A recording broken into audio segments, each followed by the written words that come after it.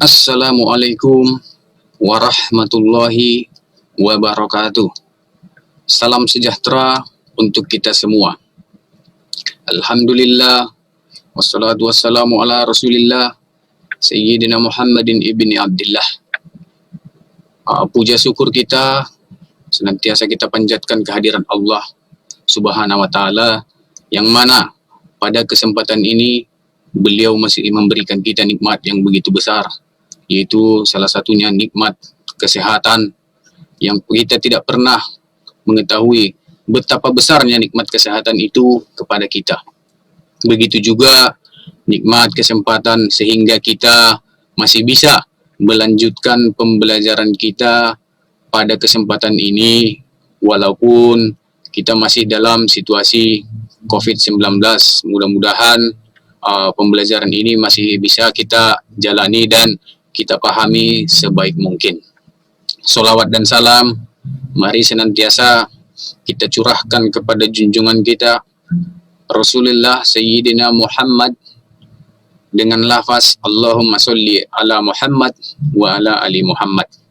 Baik, pada kesempatan ini kita akan melanjutkan kembali studi kita ataupun pelajaran kita masih seputar tentang pantun, yang mana pada pekan kemarin kita telah mempelajari sedikit banyaknya, kita telah mengupas sedikit banyaknya tentang pantun, yang mana pantun itu kalau dia berdasarkan jenisnya terbagi atas 3 bagian, sementara pada isinya yaitu jenis pantun itu terbagi dari ada 10 bagian. Kemarin kita telah mempelajari jenisnya itu hanya ada 3. Yang pertama ada pantun anak, kemudian ada pantun dewasa, kemudian ada pantun orang tua. Baik, itu pelajaran kita pada pekan kemarin. Karena ada baiknya kita memang kilas balik sedikit agar pembelajaran selalu berkesinambungan ke depannya. Baik, pada hari ini kita perhatikan di sini ada contoh pantun berdasarkan isinya. Baik, kita perhatikan lagi. Yang pertama di sini ada pantun jenaka, yang mana pantun jenaka ini ialah pantun yang berdasarkan jenisnya itu yaitu pantun anak-anak ya, termasuk ataupun tergolong dia dengan pantun anak-anak. Pengertiannya di sini merupakan jenis pantun yang memiliki isi jenaka atau sebuah lelucon yang menarik. Tujuan dari pantun ini adalah memberikan hiburan kepada pendengar atau pembaca. Nah, ini dia sekilas tentang pantun jenaka, yaitu pantun lelucon ya, mengenai hal yang lucu ataupun menarik. Contoh di sini, yang pertama ada pergi berkebun, petik alpukat. Alpukat dimakan sambil berdiri. Nona datang kian mendekat, bersuara besar bikin aku lari. Iya, di sini pantunnya cukup menarik ya. Mungkin ada seseorang yang bersuara besar, yaitu membuat seseorang berlari karena suaranya besar. Nah, ini salah satunya contoh dari pantun jenaka tersebut. Kemudian yang kedua di sini contoh pantun jenaka yaitu prasasti di daun lontar, ada kecap cap bango. Ada anak sok pintar ditanya pelangap longo. Iya, ini juga salah satu pantun yang cukup menghibur ya. Yang mana di sini kalau kita perhatikan sebenarnya ada agak bersifat menyindir. Ada anak yang sok pintar ditanya pelangap longo. Nah, artinya di sini pelangap longo yaitu pas ditanya dia nggak ada yang tahu, bengong. Nah, itu dia kata lainnya. Makanya dikatakan ada anak yang sok pintar, saat ditanya toh ternyata pelangap longo. Cukup menghibur pantun jenaka ini. Kemudian kita perhatikan yang kedua setelah pantun jenaka, yaitu ada pantun sukacita. Nah, pantun sukacita ini juga masih tergolong kepada pantun anak-anak. Pengertiannya, pantun sukacita itu sebuah karya sastra yang mengekspresikan sebuah sukacita dalam kehidupan. bersukacita adalah salah satu kebahagiaan yang manusia inginkan. Ataupun di sini luapan dari emosi kita, emosi dalam artian di sini emosi yang bersukacita ataupun sedang berbahagia. Nah, contoh, pergi ke rumah Bibi Rara. Bibi Rara sedang merenung. Betapa hati riang gembira jalan-jalan ke puncak gunung. Nah, ini juga barangkali di sini yang membuat pantunnya ini sedang berjalan-jalan pada sebuah gunung ya. Sehingga hatinya begitu riang gembira. Akhirnya dia menciptakan sebuah pantun. Nah, inilah dia pantunnya. Pergi ke rumah Bibi Rara. Bibi Rara sedang merenung betapa hati riang gembira jalan-jalan ke puncak gunung. Oke, kita lanjutkan. Pantun yang kedua bisa kita perhatikan di sini.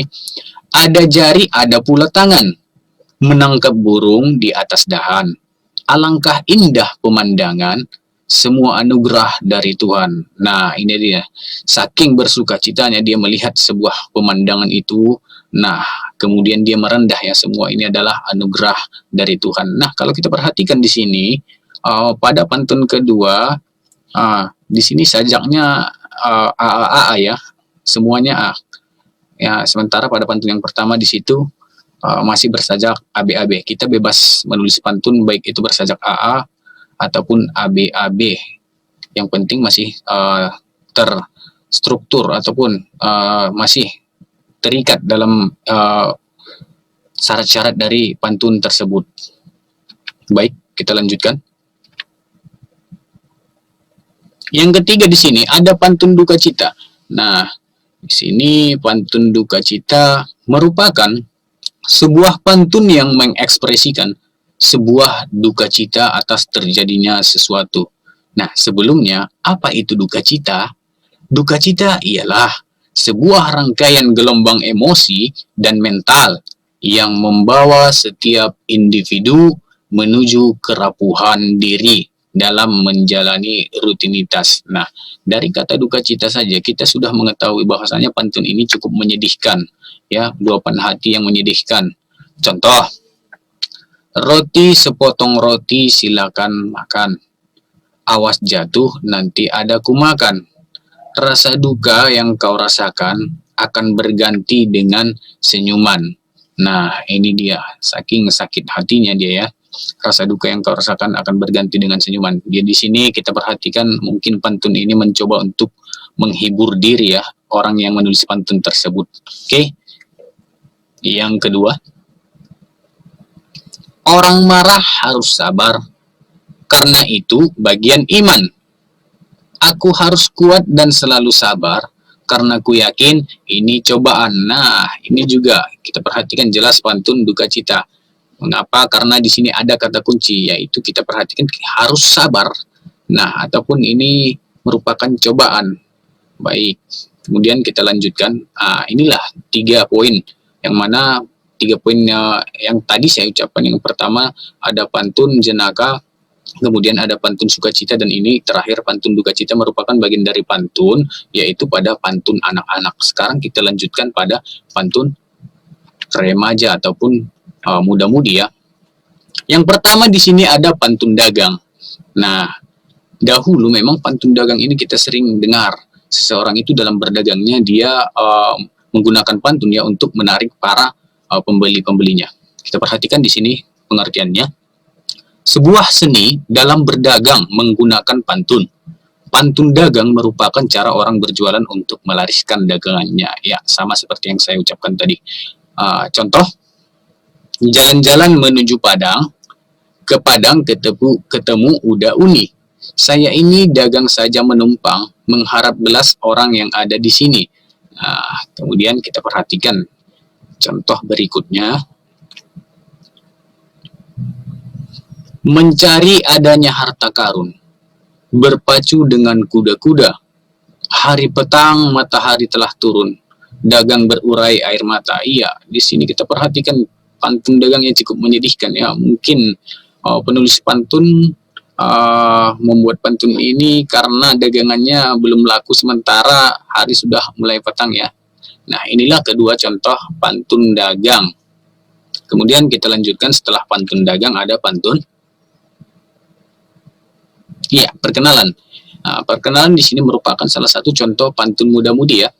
Merupakan langkah yang paling awal sebelum suatu interaksi sosial berlanjut. Misal di sekolah, di kantor, di pasar, dan lain-lain. Metode perkenalan juga sangat banyak. Salah satu contoh dengan menggunakan pantun.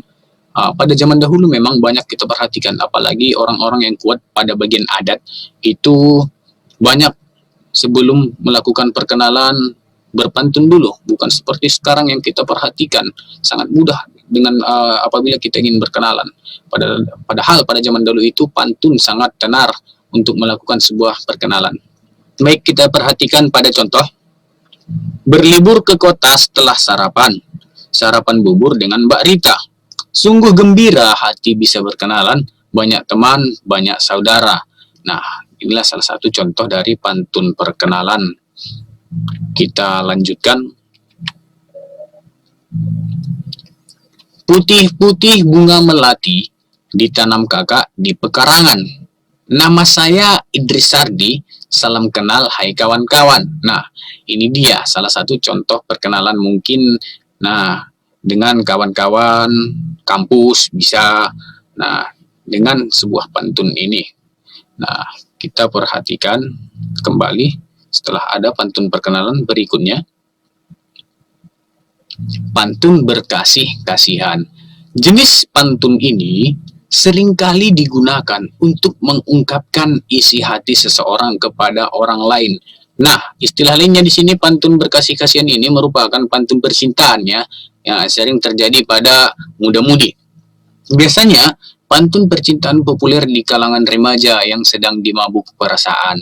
Contoh, masuk acara memakai batik, dengar nyanyian alunan gitar, datang padaku wanita cantik, mata terpana hati tergetar.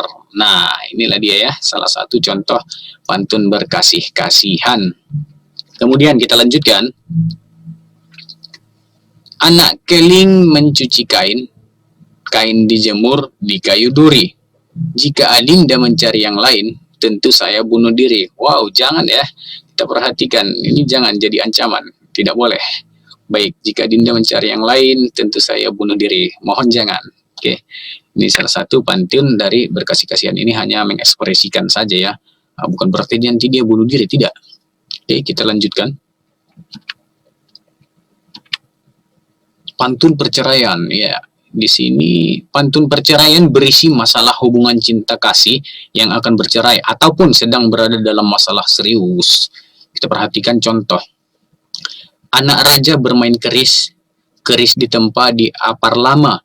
Usahlah adik duduk menangis, abang pergi tidak akan lama. Ya, ini kita perhatikan mungkin seseorang yang akan pergi merantau mungkin, sehingga dia akan meninggalkan kekasihnya. Oke, kita perhatikan lagi pada contoh yang kedua. 2-3 kucing berlari, tidak serupa si kucing belang. 2-3 dapat dicari, tidak serupa dengan yang hilang. Iya, barangkali di sini kita perhatikan penulis pantun begitu mencintai kekasihnya sehingga 2-3 itu bisa dia cari, sementara tidak serupa dengan yang hilang. Ada kekasih yang hilang, gantinya tidak akan mungkin seperti kekasih yang hilang itu. Mungkin inilah maksud dari penulis pantunnya ya. Kemudian setelah pantun perceraian, kita perhatikan ada pantun nasihat. Nah, secara contohnya di sini adalah pantun yang berisi ajaran berupa pesan-pesan dan begitu pula dengan nasihat. Biasanya pantun nasihat ini merupakan pantun dari orang tua ya, termasuk pantun orang tua. Kita perhatikan contoh.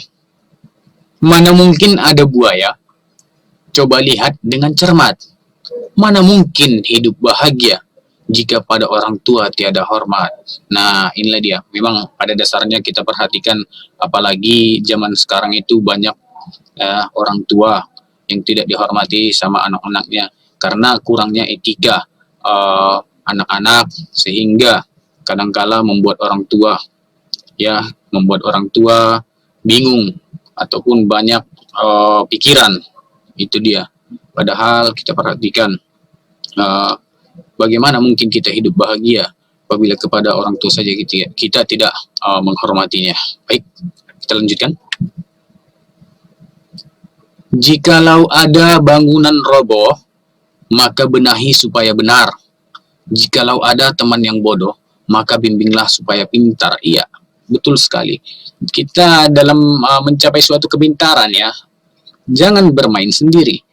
Walaupun kita nantinya sudah pintar, tidak salah kita untuk membimbing kawan yang masih belum pintar. Nah, gunanya itu nanti jelasnya kita merasa ada kepuasan tersendiri apabila teman kita itu bisa kita bantu sehingga dia bisa menjadi pintar. Oke, baik, kita lanjutkan. Pantun adat istiadat budaya. Nah, ini salah satu termasuk contoh pantun dari orang tua. Pengertiannya di sini adalah salah satu hal yang dapat digunakan sebagai jati diri bangsa itu sendiri. Jika tidak adanya adat istiadat pada sebuah negara, maka akan kurang kekasannya. Nah, ini merupakan ciri khas suatu bangsa. Nah, kita perhatikan contoh, pagi-pagi pergi ke kebun bunga, bunga merah namanya bunga mawar. Jika ingin hidup rukun antar sesama, hormatilah adat budaya di sekitar. Nah, cukup dalam ya artinya di sini. Jika kita ingin rukun antar sesama, ya udah kita harus menghormati budaya-budaya sekitar kita. Oke, kita lanjutkan. Bermain-main melihat angsa, angsa pergi berenang di rawa. Jika tidak dapat melestarikan budaya, hilang sudah identitas negara. Ya, harusnya kita di sini bisa melestarikan ataupun menjaga budaya kita, karena budaya itu merupakan salah satu identitas suatu bangsa. Apabila kita tidak dapat melestarikan budaya itu, maka ciri khas kita, bangsa kita ini akan hilang. Oke, kita perhatikan berikutnya. Pantun agama ini juga termasuk pantun orang tua. Pantun agama adalah salah satu pantun yang merupakan sebuah karya sastra berisikan nasihat-nasihat mengenai bidang pada keagamaan. Agama menjadi salah satu tema pantun. Hal ini dikarenakan salah satu jenis-jenis puisi lama ini sering dijadikan sarana untuk menyampaikan ajaran agama. Ya, pada zaman dahulu ya. Dahulu orangnya dalam menyebarkan agama bisa juga melalui pantun ataupun menyampaikan tentang agama ataupun ajaran agama. Contohnya di sini yang pertama, percuma punya liontin emas bila emasnya emas yang palsu. Percuma punya otak yang cerdas bila sembayang saja tak mau. Iya, menyambung sekali antara sampiran dengan pantunnya. Percuma kita mempunyai liontin emas kalau emasnya hanya emas palsu. Ya, percuma juga kita punya otak cerdas kalau sembahyang aja tidak mau, karena kita tak ketahui walaupun otak kita cerdas harusnya kita tetap sembahyang, karena ini merupakan suatu perwujudan syukur kita kepada Allah Subhanahu wa taala. Baik, kita lanjutkan. Nah, contoh yang kedua, hanyalah padi satu-satunya yang bisa jadi sepiring nasi. Hanyalah dia satu-satunya yang harus selalu kita imani. Ya, jelas di sini yang harus kita imani merupakan Allah. Ya, inilah dia contoh pantun agama ya yang ada. Oke, baik, kita lanjutkan. Iya, mungkin cukup sekian contoh-contoh pantun yang saya berikan pada pembelajaran ini. Bila mana ada yang kurang jelas ataupun yang kurang dipahami, boleh ditanyakan pada kolom komentar di channel YouTube kita SMK Swasta Taruna Padang Sidimpuan. Nah, mungkin cukup sekian. Kemudian apabila dia ingin berkomentar, selalulah menggunakan komentar atau kata-kata yang sopan. Karena apabila kita menggunakan kata yang sopan, otomatis itu merupakan ciri khas kita sendiri. Apapun yang kita keluarkan dari mulut kita itulah merupakan ciri apa yang ada di dalam hati kita sendiri. Akhir kata, billahi fisabilil haq fastabiqul khairat. Assalamualaikum warahmatullahi wabarakatuh.